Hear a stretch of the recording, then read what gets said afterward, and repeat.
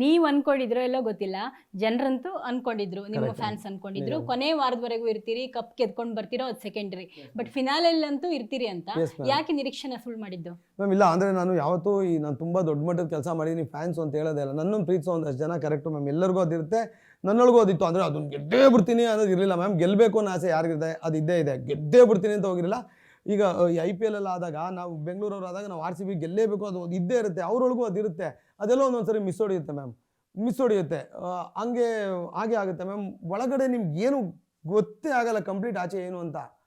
ಹಂಗಾಗಿ ಎಲ್ಲೋ wrong step ಇಟ್ಟೆ ಅನ್ಸ ma'am. Starting ತುಂಬ ಚೆನ್ನಾಗಿ ಹೋಯ್ತು ನಂದು, ನನಗೆ ಗೊತ್ತು ಏಕ್ದಮ್. ನೀವು ಎಲ್ಲ ನೋಡೇ ಇದ್ದೀರ, ನಾನು ಹೇಳೋದು ಬೇಡ.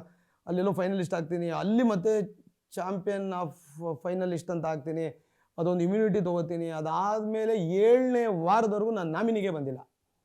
ಎಲ್ಲವೂ ನನ್ನ ಇದ್ರ ಮೇಲೆ ಆಡ್ಕೊಂಡ್ಬರ್ತೀನಿ. ಕೊನೆಯಲ್ಲಿ 6ನೇ ವಾರ ನಾನು ಲಾಕೆಟಿಂದ ಅಲ್ಲೂ ಇದಾಗ್ತೀನಿ. 7ನೇ ವಾರ ನಾಮಿನಿಗೆ ಬಂದೆ. ಮೇ ಬಿ ಎಲ್ಲಿ ರಾಂಗ್ ಆಯಿತು ನೋಡಿ ಆಚೆ.